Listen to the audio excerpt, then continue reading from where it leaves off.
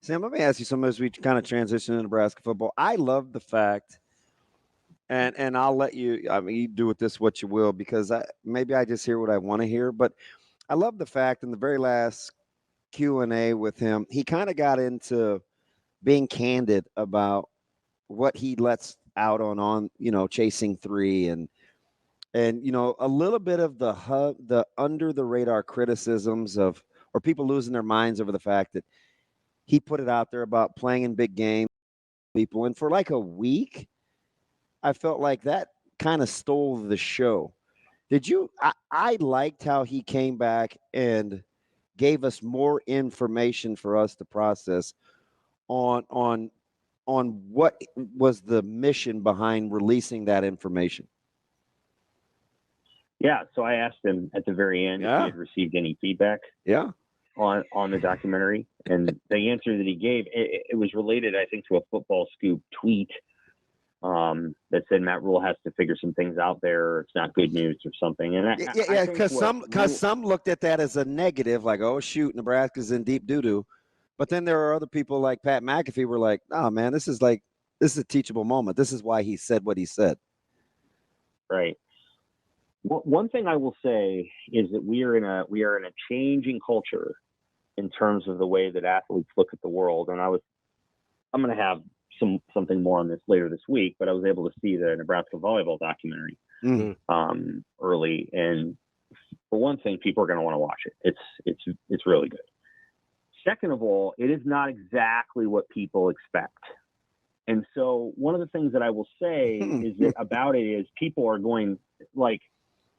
who are kids' age are going to in their their late teens, early 20s, they're going to like it a lot, because it is the way it shows the program. It shows it as sort of experiential.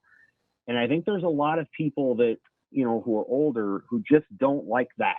And they don't like it when negative things are out there, or they don't like it when something might get spun in a certain way. And so sometimes Matt Rhule will say things that on a camera seem very challenging and seem very, like, wow. I mean, when he's angry at them, they must really be struggling right now. and I think our culture has changed. Like, that's not, a lot of the players do not see it that way. I think a lot of the players appreciate the conflict and the tension. They are not millennials. I'm not trying to knock millennials, but they're not. They're 18, 19, 20 years old. They're kind of a different generation. They've grown up in a different generation. And so, like, some of the things that you see on Chasing Three are, they might strike you a certain way, but Matt Rhule has a pretty good pulse on the guys that he's coaching. And what he's trying to do is get something out of them. And the way that he's doing it, he's built the relationships behind the scenes that get the buy-in. And then once you get that buy-in, you're able to say some hard things to everybody. Now, where that needs to be most true is at the quarterback position. So you've got to be able to bring whoever that quarterback is, probably Rhule, along in a way that's like you earn his trust, but simultaneously you're able to be tough on him, because the tough love, whatever they were trying to do at the quarterback position last year didn't work. Like they did not get good performances from anyone really but Heinrich Harper. So, and a couple of quarters from Chubba Purdy. So they've got to figure that position out. But I think in a lot of the other positions, they figured those things out. And so what he said was, well, this is things like that. Me saying that to them is part of why we're going to win, is because we need to have tough love and hard truths told. And again, culture is in the midst of shifting toward that, as no other way to put it. And I think the Chasing Three doc does a pretty good job. You can't avoid it. I mean, I think there's just conflict in sports, and people might be surprised to know that, but it's been there for a long time. Yeah, and I think if you want, because one of the things that we gravitate towards about him is that he's authentic, right? So if you want authenticity, some of that's going to be the case, because in 1 minute, and we saw it, like you and I are texting about quarterback play, and he's ripping Canuck for fighting, right? I mean, he's clearly not happy. But Sam, at the very end, who did he have run out and go catch punts as a drill for the lineman? He used Canuck, right? So yeah, in 1 minute he can rip him a new one, but then love on him, right? Because I think ultimately that's what people want to be led. I don't care how old or young you are. Deep down, we want to be led. And so I like the fact that he can do that. And I was losing my mind last week because I couldn't, wasn't I? You were every day. I couldn't figure out why we were so negative. I'm like, we're being a bunch of babies. Like, he's not doom and glooming. He's just telling he's teaching. He's telling the truth. You know what I mean? Like sometimes you just got to hear that. And I know some people locally, and I get it, right? If Sib were to say, man, I didn't like him putting that out publicly. Like, I get the pushback, but not for if those guys can handle being told the truth, they'll be better for it. If they can't, they're not playing anyway. So it's like, you're not going to be hurt either way. No, and so many things have changed again. Like, a lot of different things in college athletics have changed. And I'm not trying to defend Deion Sanders per se when I say this, but like, if you watch some of their practice videos, again, there's middle-aged journalists that see that stuff and they think it's, and I'm like, no, I'm sorry, but that is not. A lot of what's on those videos is what players want to see. Like, he's yelling at people, they're yelling at him, whatever. Like, people want that. And we may not like the shift in sports culture. I mean, I'm willing to have that conversation, but like, where things are moving is in a direction of just a lot of transparency and a lot of honesty. A lot of coaches are younger now, 32, 35, 36 years old. They don't have a sort of stoic nature to them. They're not Lloyd Carr sitting over here. Yeah, you have to manage emotions now more than ever. Right? Yeah. Like, just part of it. It is. It's part of why Jim Harbaugh, who I mean, almost everyone universally sees as a strange person, was able to reach his players. I mean, and again, we don't need to get into like what Michigan did or didn't do up there, but he reached his players and was very effective in that way. And you got to give him a lot of credit for how he did it in that way. And he'll do the same in the NFL because the sports and the nature of sports is changing. Sorry, Sam, you're going to get me all fired up about Deion stuff. It's ridiculous. God, it's like putting bird crumbs out, man. I mean, so different. It's so different from chasing three. Like, it's basically his son goes there and just shoots whatever's going on, and they kind of cut it, and it's like, but it's compelling. It's like raw footage of Deion Sanders, and it's, again, the chasing three thing is way more polished, and it is getting better. So the most recent ones have been pretty good. There's been moments during the chasing through where it feels kind of like a BTN doc, and that's fine. The most recent chasing through is the best of the bunch. And my sense is the next one will be even better. Like, they're getting, they're starting to turn up the intensity a little bit. And I think that's good. You want to sell both a program that's good, but also just a little bit dangerous. Like, there's just a little bit of risk and tension involved in winning football. And you have to be able to display that to people. And I think that documentary has done an increasingly better job of doing that. I would describe Colorado as interesting in the same sense that, like, cigarettes are interesting. Like, they're fun, but they're also going to give you cancer and kill you. Like, it's very toxic. That's how I would describe Colorado. Like, it's compelling, but not for good reasons. That's fair. For sure. We'll see what happens. They play on September 7th. Nebraska better win that game. Yeah, I need him to win that pretty bad. They really do. I got a lot riding on that one, Sam. Yeah. I wanted to switch to high school here for a second with the Super Six just came out. DB and I were having this conversation because we were kind of curious about, and I know you've probably talked about the criteria in past years and stuff, but it seemed like this year, with as many really good football players as there are in the state, as many guys that have high major offers or Division I offers, like there probably had to be some like separators and tiebreakers, right? Like, could you kind of get into that process of like how you decided, like, okay, was it production? Was it level of offer? Was it level of competition in the state? Like, how did we get to this 6? First of all, I think it's probably time for us to expand it. I think when it became the Super, probably to 8. What, Elite 8? Yeah. And that's something we're going to the grade 8. Yeah. I would say you better be careful with Elite 8. That's copyright. There were many, many years in this thing where we would spotlight players who were going to FCS and turned out to be great FCS players like Ethan Stick, but Nebraska just wasn't, they just weren't offering cash. And so like part of what happened there for a while is it's like, well, 6 is reasonable. There was one year where we had to go into Western Iowa and we went all the way up to Sioux City, and it was getting hard. Was that Blazes year? No. Jones? Who was it? I know it was somebody. I think it predates Fedoni? my arrival, but I think Fedoni was part of one. We went up to Sioux City. It predates me, but I think Wager was part of one of them a long time ago, and then Malloy, a running back from up there. Mm-hmm. But anyway, like I think there's the thanks to the Warren Academy and other places, there's just better and better football players in the state, and they're getting more offers and more attention, and so there's probably time. It was really tough to leave Caden Vermas off.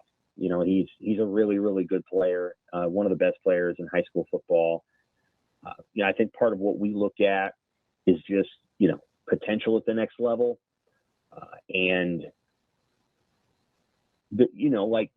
when there's an opportunity for a kid who's kind of carrying a team, and it can be challenging to compare what Connor Booth's doing at his level of football. That would be one where it could come down to productivity, right? Those were literally the two guys we talked about, were Caden Vermas and Connor Booth. So Booth's really productive, and it's had an incredibly statistically impressive career. It's kind of crazy. He was in 2 different offenses. So this most recent year they moved, last year I suppose, they moved to an offense that featured him as a tailback. Prior to that, he was, averaging, 17 yards a carry as a fullback.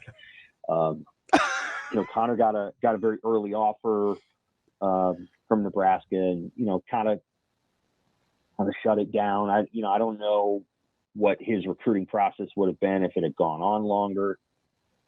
I think Connor's a very, very interesting prospect with the next level. So that's probably one that we discussed the most. That was probably one that was discussed a lot. Christian Jones is on the team. That makes sense. He's a really compelling figure in person too. Isn't he something? Yeah, he's a real team builder, and he's the one that took everybody out to breakfast. He's just kind of Nebraska would do really well to get him because he's a Garrett Nelson type personality. I think a little bit better athlete than Garrett, but he's a gatherer. Right. Yeah. So he's so stinking thoughtful, right? And it's how he's approached recruiting, right? The master's piece blurb that he had in the article, I was like, that is so him.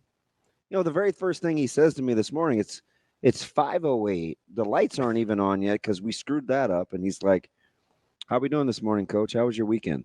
Like, that's how he thinks. You know what I mean? He's not, there's no grumble bugs or, I'm here again, or I felt like I just left here, or why the heck aren't the lights on? Like, there's none of that, and it's just, and that's how he's approached recruiting. And sometimes, unless you sit down and talk to kids, you can't really appreciate where they're coming from with stuff like that. That's right. So he's on there. Chase Lofton is on there. That makes sense. Chase is a very good prospect. Here's Mooberry, who, again, if you talk to his new high school coach, he will tell you that he thinks he might be an elite tight end at the next level. Pierce's tracks the defense, but Pierce has got a lot of potential, and I think everybody can see that. And then Jackson Carpenter, I think, that one was a good one because the stats, the productivity doesn't match his talent level, and a lot of that's not his fault. Full disclosure, quarterback play, and you watch those guys on film, and it's like, man, this guy would get a target or a touch 1 out of every 4 snaps. Somehow, yeah, he's a good player. He's a very good player. And then the last one was Tyson Terry. And, people are kind of split on Tyson because of his size, but Tyson was the first person that we put on, and I said, it's just non-negotiable. That's a no-brainer. That's a no-brainer. But there are people that say, well, I don't know. He's 6'2". And I'm like, Tyson Terry is to me, the number one. He might be the best. I mean, he's probably the best football player in the state. I mean, that's It's in the discussion. At this level, he is. He's obviously an incredible wrestler, and again, I have no issues with his height. I think players like that do really well at the next level, and he can be. I think he's going to be an excellent player at Nebraska. So, Terry was the first one. He was the first. He was the first person we picked, and that was some time ago. That was, I think, before even the 23 Super Six came out. Like, Tyson Terry's going to be on the team. So that one was maybe the easiest, because I'm just a big respecter of defensive linemen. Like, if you're good at that at any level, you have my utmost respect. It's a really hard position to play. You take a lot of abuse and punishment, especially as an interior lineman. And then watching him last year, he could really tear teams apart. So, he was an easy one. It's going to be very hard next year too, which is why we're going to have to think about expanding. And I know there's only like 3 guys right now with power offers, but that's going to change. In a hurry. So Sam, and we just got a couple minutes here. I want to get to something that Coach Rhule was talking about with twos and competitiveness and the way that you think about things. In a developmental program like this, how important or integral is it for you, do you think, for folks to feel like I have to think as an individual but have a collective team goal? Because it appears like this staff will move towards playing the next best individual, even though it has to fit in the team concept. Yeah. I think that's how depth charts are going to work. You're always trying, within that team, you always have to try to appeal to 2 different sides of it. Your own personal growth, your own personal development, side by side with the team getting better. What I would say is that the very best programs have those qualities, and again, I think at times, for reasons that aren't entirely clear to me, we've tried to present something like the ideal is something different than personal success leading into team success. I don't know. Like Nebraska is going to become a better football program if their best recruits maximize their potential. Yeah, the blue, your blue chip nugget that you can't. Yeah, I get it. Yeah, like there's nothing wrong with the very best players becoming as good as they can be. And some of it, I think, is media coverage. There's just a lot of people around the program, and everybody's trying to kind of tell the same stories. And we always kind of land in these sort of, Frank Capra places where it's like, let's look for the guy that nobody believed in, who's, made his way to playing 17 snaps. And those are good stories. But Nebraska's not won a lot of football games in recent years because they don't have enough elite players maximizing their potential. And I do think Rhule's going to be good at that. I think he has the ability to reach that player. I don't know if Scott Frost, I don't know enough about Scott Frost's process and approach to know what he was thinking there, but I think other coaches at Nebraska have struggled. Bo Pelini could reach that guy, let's be honest. And Dominican Sue became the player he did because of Bo and Carl Pelini. They deserve a lot of credit for that. So Bo understood how to reach him. But not every coach does, and I think Rhule probably does. That's Sam McKewon from the Omaha World-Herald. Sam, we appreciate the time as always. We'll talk to you next week. Thanks, Sam. Take care.